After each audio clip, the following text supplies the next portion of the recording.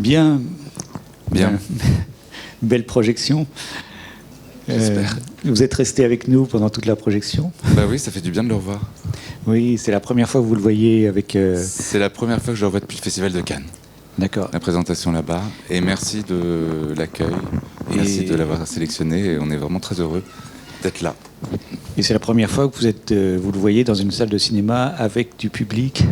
Alors à Cannes, il y avait du public aussi. Oui, mais c'est le public. Mais c'est la première fois que je le vois dans une salle de cinéma en région parisienne. D'accord. Bien. Est-ce que vous pouvez nous parler un peu de la genèse de ce film ? Alors c'est un film très particulier parce qu'il a été vraiment tourné au long cours. Au départ, c'est une idée de Guy Lagache, ce film. Et puis, donc Guy Lagache est venu nous présenter l'idée qu'il avait Guy Lagache et...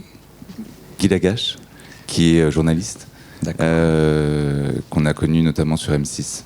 D'accord. Et Guy Lagache a eu cette idée et est venu nous présenter cette idée de film sur l'eau, de documentaire, et puis on a commencé à travailler dessus avec Bonne Pioche. Donc moi je suis chez Eco Studio qui est coproducteur du film, et le producteur c'est une société qui s'appelle Bonne Pioche.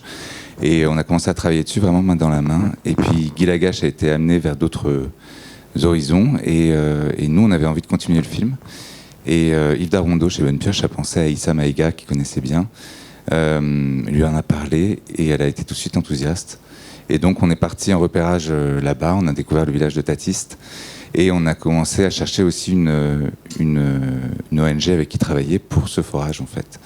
Et tout le projet a été imaginé autour de ce binôme ONG-producteur pour créer tout un projet en fait hybride, à la fois de logistique. C'est le rideau qui se ferme. Magnifique. Et cinématographique. Et l'idée du départ à laquelle Aïssa tenait, c'était vraiment de faire un vrai film de cinéma. Un film imaginé à hauteur d'enfant, et presque une narration un peu de conte, parce que l'idée n'était pas de faire un reportage, mais d'aller vraiment du côté de l'émotion, et parce qu'on pense qu'avec l'émotion, on peut laisser une empreinte vraiment assez indélébile chez certaines personnes qui reçoivent ce message, et que c'était l'idée de ce film qu'on a fait vraiment avec du cœur, et j'espère que ça vous a plu. Et le forage avec l'ONG était prévu film ou en même temps ou... Tout ça s'est fait de manière concomitante en fait.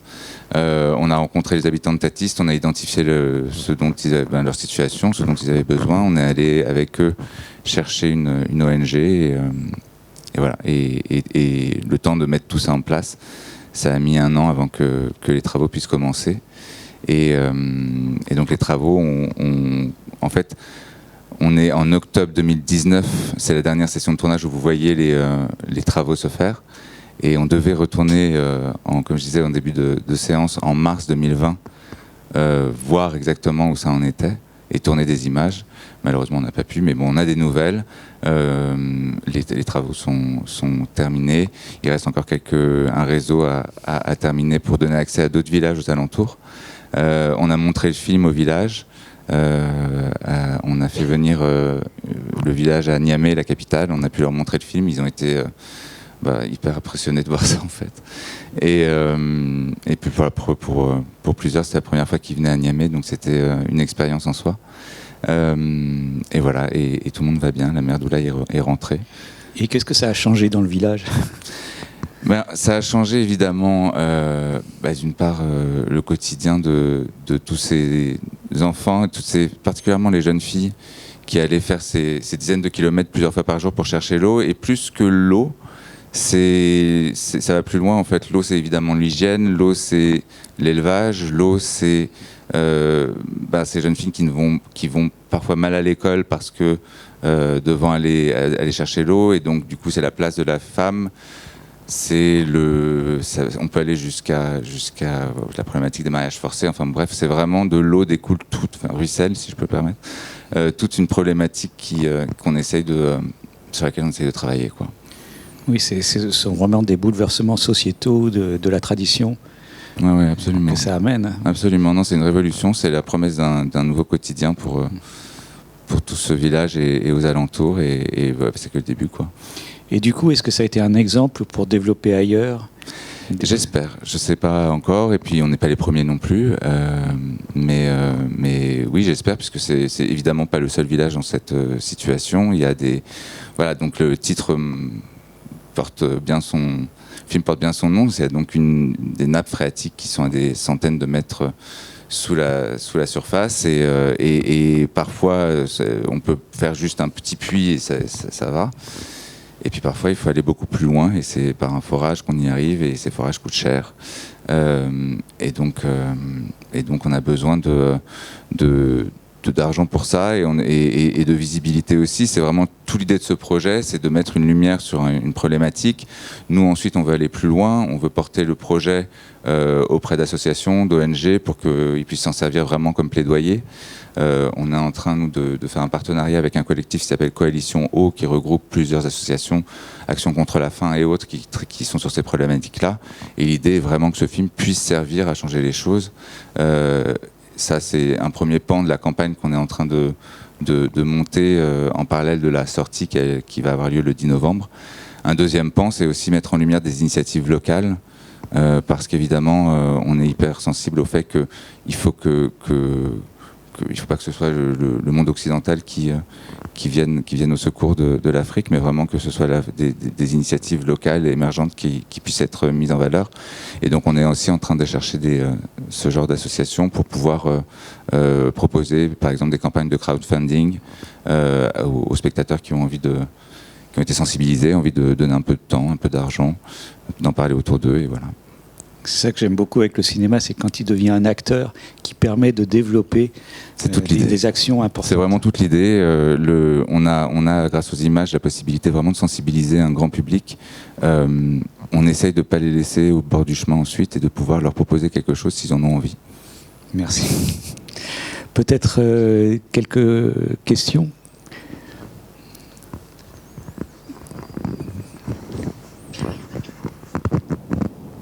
On est aveuglé avec la lumière. Ah, il y a une question là.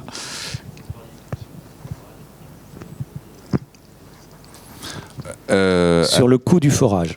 Ouais, c'est plusieurs centaines de milliers d'euros. J'ai pas, pour le coup, je me souviens plus de l'estimation exacte, mais on est allé chercher notamment. Je voudrais pas vous dire de bêtises, mais c'est plusieurs centaines de milliers d'euros. Et du coup, ça a été financé comment ? Alors, on est entre autres allé... Parce qu'on les a vus dans le film. Ouais, on a eu le soutien d'une fondation qui s'appelle Famae, qui a organisé un concours sur des projets justement qui avaient trait à l'accès à l'eau. Et Famae nous a donné... on a gagné ce concours en fait, et on l'a gagné main dans la main avec Amaniman, qui est l'ONG qui s'occupait de l'infrastructure. Et Famae, nous a donné une aide pour le film, et du même montant une aide pour le forage. Ça a beaucoup aidé. Ensuite, il y a des aides internationales aussi, et Amaniman est une ONG qui est implantée aux États-Unis, qui est très implantée dans la région, et qui du coup n'en est pas à son premier forage, et a elle-même tout un réseau de financement. D'accord. Le financement principal, c'était grâce à des apports de l'ONG et un financement local qui a pris du temps, puisqu'on a vu que le village essayait en permanence de sensibiliser Niamey, la capitale. Ouais, et ça avait l'air très difficile. C'est des délais qui sont... Il y a des délais administratifs, il y a des délais inhérents un peu dans cette région aussi. Il faut savoir que le village est quand même très difficile d'accès. Et donc il faut acheminer quand même tous ces camions. Et donc oui, ça a mis du temps. On a commencé à tourner en octobre 2018, et vous voyez, c'est en octobre 2019 qu'arrivent les camions. Est-ce que vous pensez que la présence de la caméra, quand il y a eu la rencontre entre les villageois et le notable ou le fonctionnaire de Niamey, est-ce que vous pensez que ça fait accélérer les choses, ou que ça pesait dans la balance pour... On ne saura jamais, j'espère. Ouais. On ne le saura jamais, j'espère. Le préfet ne jouait pas, c'était son vrai discours. Maintenant, si ça a pu faciliter les choses, tant mieux, c'était aussi l'idée et l'objet. Il y a une autre question ? Oui, excusez-moi, donc c'est peut-être un peu technique, mais quand on voit ce puits où on est obligé de faire tirer par des ânes pour sortir de l'eau de terre à une profondeur qui apparaît de plus de 100 mètres. Et la fin du film, c'est un peu miraculeux de voir l'eau surgir sans qu'on ait besoin de la soutirer. Donc on peut supposer qu'il y a eu des recherches hydrogéologiques avant avant de décider de faire ce forage.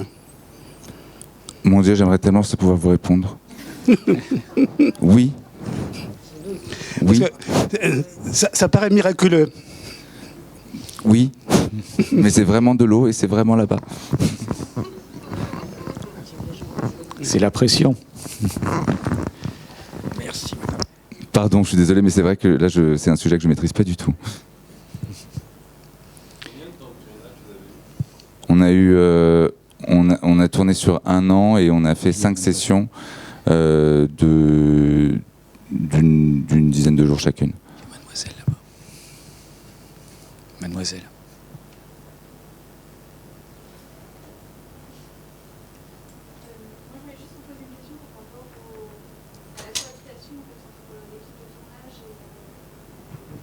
Et le village? Ouais. Ouais, l'équipe de tournage est restée sur place. Alors c'était une équipe plus légère que sur d'autres tournages, évidemment. Et puis on a fait très attention aussi à essayer de ne pas justement déranger trop les habitudes du village. On a tourné que dans une partie du village. Et encore une fois, en étant très attentif à ne pas trop gêner leur quotidien. Comme vous voyez, c'est une vie qui est quand même très rythmée par des tâches assez répétitives. Et l'idée était vraiment d'essayer de s'insérer là-dedans sans trop les déranger, quoi. Bon, ensuite, évidemment que c'était un événement en soi, mais voilà, on a essayé d'être le plus discret possible.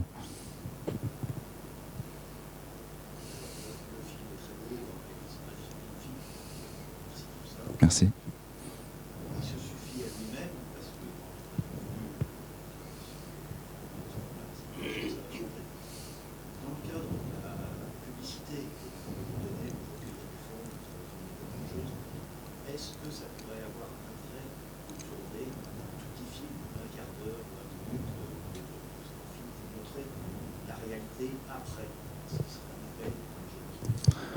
On essaye de le faire.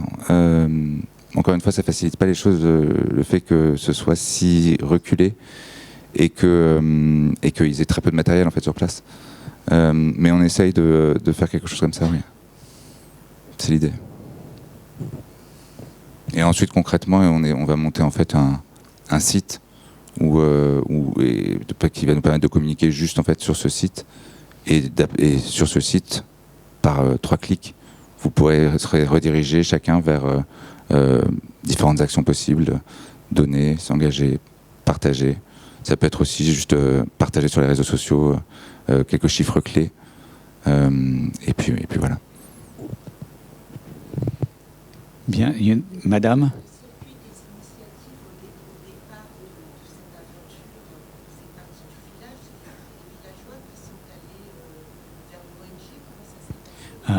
Est-ce que l'initiative est partie du village vers l'ONG ou autrement?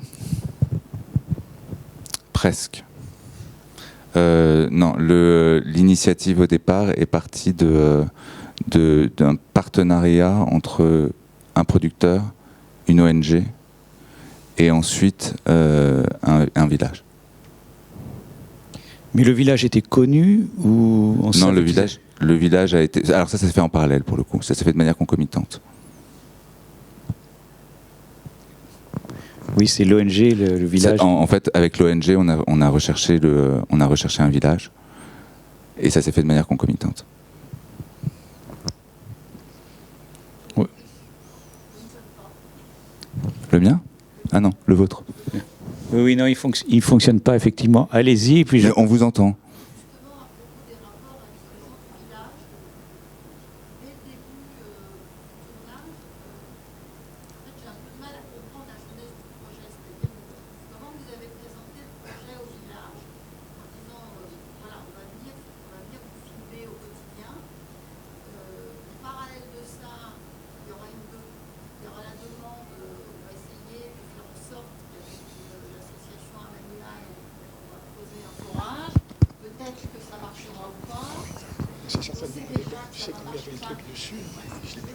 Non, on ne savait pas. On leur présentait un projet, mais qui n'était pas encore financé.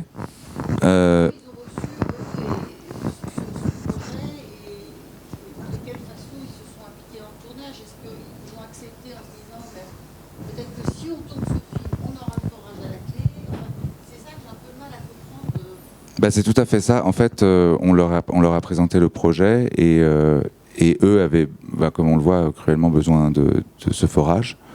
Et donc, on s'est entamé en fait un dialogue et une initiative commune de présenter ces dossiers de forage, de trouver des financements et d'y arriver, quoi. Et eux étaient partants pour l'aventure du film. Alors ensuite, on voit pas tout le village, hein, c'est une partie du village et une partie des villageois. Il y avait une partie qui voulait pas être à l'image, j'imagine. Et puis c'est aussi que on pouvait pas montrer tout le monde, c'est-à-dire que vous avez choisi quelques personnages.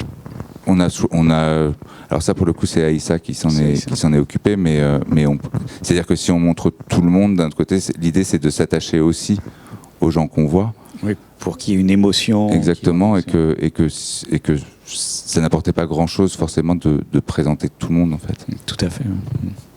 Dans le cadre d'un film. Voilà. D'autres questions ?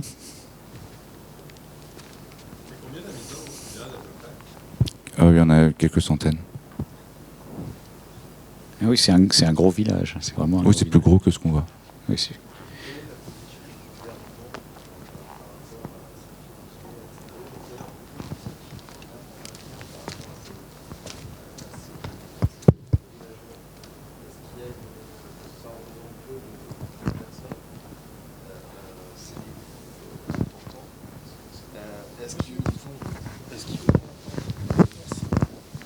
Est-ce que le gouvernement, délibérément, les laisse dans cette situation-là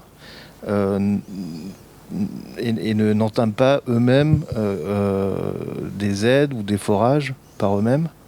C'est simplement une incapacité à financer Je pense qu'ils font ce qu'ils peuvent, mais oui, je pense que malheureusement, il y a besoin d'un peu... Enfin, ça coûte cher, il y a besoin de pas mal de financement et qu'ils font ce qu'ils peuvent et qui s'appuient aussi sur le travail d'ONG qui viennent prendre le relais aussi. En tout cas, ils ont plutôt été facilitateurs que l'inverse. D'accord.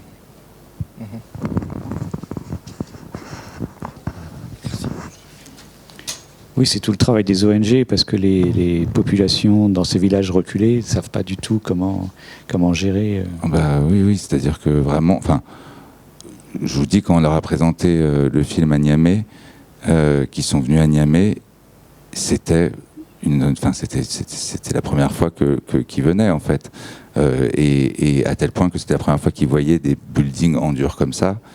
Enfin, ils découvraient en fait tout un monde. Ils sont vraiment dans une région très reculée, et donc c'est-à-dire que le circuit administratif n'est pas tout à fait dans leur quotidien, quoi.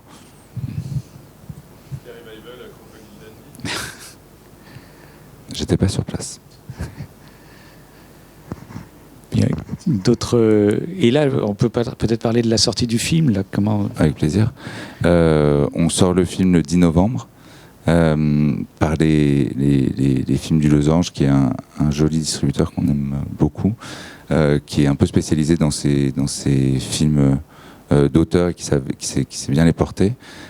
Aujourd'hui, donc le film a été présenté pour la première fois au Festival de Cannes, donc en juillet, puisqu'il avait en juillet cette année, et depuis il est présenté comme ça en festival en France et à l'international. Mais la première sortie officielle sera donc en France le 10 novembre. Il sortira dans un... Alors ce sera pas une sortie de James Bond, hein, mais l'idée est quand même de faire une jolie sortie. Alors en ce moment le cinéma c'est un peu compliqué, donc on espère et on croise les doigts pour qu'un maximum de gens le voient. Ça va beaucoup passer par justement, je pense, le travail qu'on va faire avec les associations et les ONG qui elles-mêmes vont pouvoir faire parler du film et créer un premier bouche à oreille. Ça va beaucoup passer aussi par les spectateurs. N'hésitez pas à en parler. Et puis ensuite, là, en ce moment, c'est un peu, je ne vais pas dire la loi de la jungle, mais c'est un petit peu ça dans les salles en ce moment, parce qu'il y a beaucoup de films à sortir, et donc et les films ne restent pas très longtemps, donc il faut qu'on arrive très vite à filmer et à ce qu'un maximum de gens viennent assez rapidement en salle. Oui, cet été, en fait, le Festival de Cannes, cette année, a fait une sélection. Alors, c'est au sein de la sélection officielle, mais il a fait une sélection capsule, si je peux dire, qui s'appelait Cinéma pour le climat. Et il avait été sélectionné dans le cadre de cette sélection-là. Oui, la sortie, en ce moment, les sorties sont très très difficiles. Il y a tout le stock de films. Il y a un quart des spectateurs qui ne sont pas encore revenus au cinéma. Oui, et un quart de spectateurs qui sont pas revenus. Donc, et puis il y avait plus de 400 films à sortir, donc oui, il y a tous les films tous les films qui n'ont pas pu sortir pendant toute la période Covid, qui ont besoin de sortir. Et donc il y a un embouteillage et un quart de spectateurs en moins. Donc effectivement, là, c'est pas facile. Certains films font des très bons résultats, d'autres passent rapidement au suivant.